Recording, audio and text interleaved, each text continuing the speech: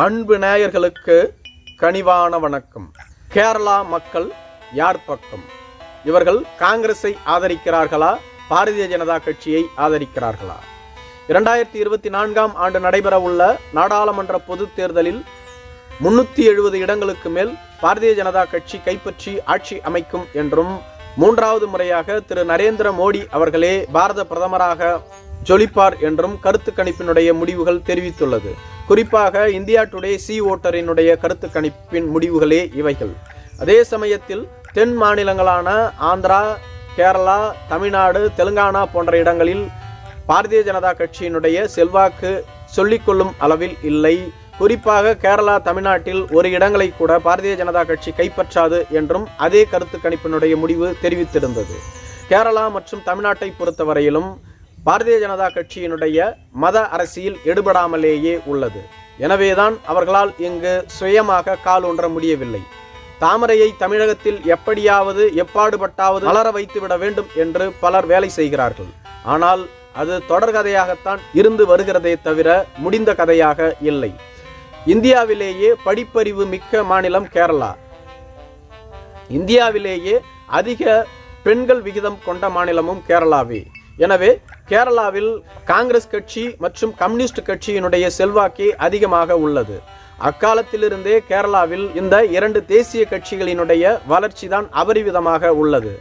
பல மாநில கட்சிகள் கேரளாவில் உருவானாலும் கூட அந்த மாநில கட்சிகளால் ஜொலிக்க முடியவில்லை.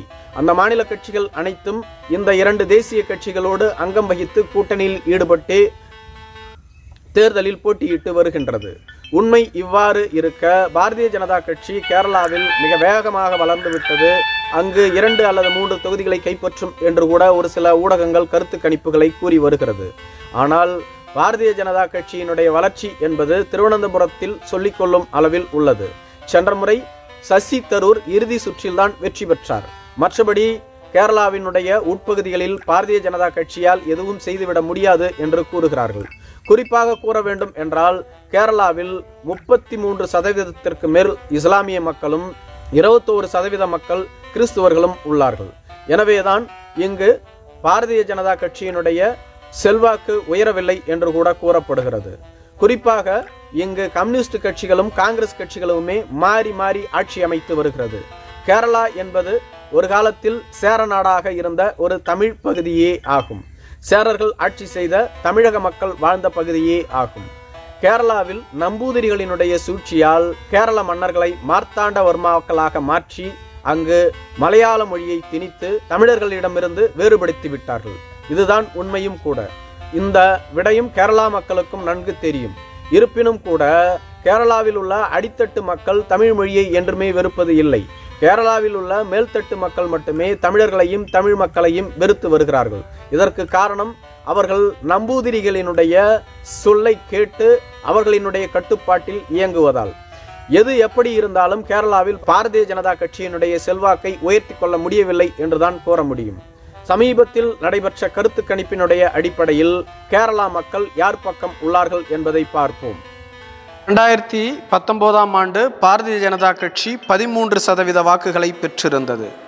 சிபிஎம் என்ற மார்க்சிஸ்ட் கம்யூனிஸ்ட் கட்சி 25.97% வாக்குகளையும், காங்கிரஸ் கட்சி 37.46% வாக்குகளையும், இந்திய யூனியன் முஸ்லீம் லீக் கட்சி 5.48% வாக்குகளையும், ஆர்எஸ்பி கட்சி 2.46% வாக்குகளையும், கேரள காங்கிரஸ் 2.08% வாக்குகளையும், இந்திய கம்யூனிஸ்ட் கட்சி 6.08% வாக்குகளையும் பெற்றிருந்தன.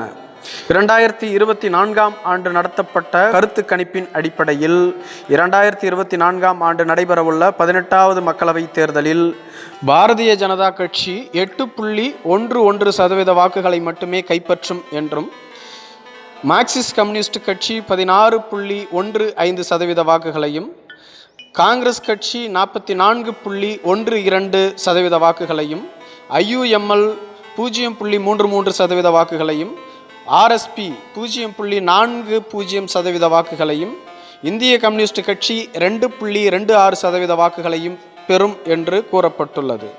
2019ஆம் ஆண்டு நடைபெற்ற மக்களவைத் தேர்தலை ஒப்பிடும் பொழுது பாரதிய ஜனதா கட்சியினுடைய வாக்கு வங்கி என்பது 5% குறைந்துள்ளது. இதேபோன்று மார்க்சிஸ்ட் கம்யூனிஸ்ட் கட்சிக்கு 9% வாக்கு வங்கி குறைந்துள்ளது. ஆனால் காங்கிரஸ் கட்சிக்கு சென்ற தேர்தலை விட இந்த தேர்தலில் 7% வாக்குகள் உயர்ந்துள்ளது. இதேபோன்று IUML, RSP, Kerala Congress, CBI போன்ற கட்சிகளினுடைய வாக்கு வங்கிகளும் கணிசமாக குறைந்துள்ளது. 2019 ஆண்டு நடைபெற்ற தேர்தலில் கம்யூனிஸ்ட் கட்சி, காங்கிரஸ் கட்சி என இரண்டும் கூட்டணி அமைத்து போட்டியிட்டிருந்தன. 2024 ஆண்டு காங்கிரஸ் மற்றும் அதன் கூட்டணி கட்சிகள் 17 தொகுதிகளை கைப்பற்றும் 2 இடங்களில் இழுபறியில் இருக்கும் என்று கூறப்படுகிறது. மார்க்சிஸ்ட் கம்யூனிஸ்ட் கட்சியோ 2 இடங்களை தனித்து கைப்பற்றும், 1 இடத்தில் இழுபறி நிலவும் என்றும், பாரதிய ஜனதா கட்சி 1 இடத்தை கைப்பற்றும், மற்றொரு இடத்தில் இழுபறியில் இருக்கும் என்றும் கூறப்பட்டுள்ளது. அதே சமயத்தில் IUMLO ஏற்கனவே பெற்ற 1 தொகுதியையும் இந்த முறை பெற முடியாது என்று கூறப்பட்டுள்ளது. RSP கட்சியும் 1 தொகுதியை இழக்கும் என்றும், கேரள காங்கிரஸ் 2 தொகுதியை இழக்கும் என்றும் கூறப்பட்டுள்ளது. மொத்தமாக இந்த கருத்து கணிப்பினுடைய முடிவுகளை பார்க்கும் பொழுது காங்கிரஸ் கட்சியினுடைய செல்வாக்கு என்பது கேரளா மாநிலத்தில் வளர்ந்துள்ளது. கேரளாவில் ஆளும் கட்சியாக கம்யூனிஸ்ட் கட்சிகள் இருந்தாலும் கூட பொது தேர்தலின் பொழுது கேரள மக்கள் தேசிய கட்சியான காங்கிரஸ் கட்சியையே ஆதரிக்கின்றார்கள். இதனுடைய வெளிப்பாடே இந்த வாக்கு வங்கி உயர்ந்துள்ளதை காட்டுகிறது என்று கூறப்பட்டுள்ளது. இறுதியாக நடைபெற்ற கருத்து கணிப்புகளினுடைய அடிப்படையில் கேரள மாநிலத்தில் காங்கிரஸ் கட்சியும் அதனுடைய கூட்டணி கட்சிகளுமே 20 தொகுதிகளையும் கைப்பற்றும் என்று கூறப்பட்டுள்ளது.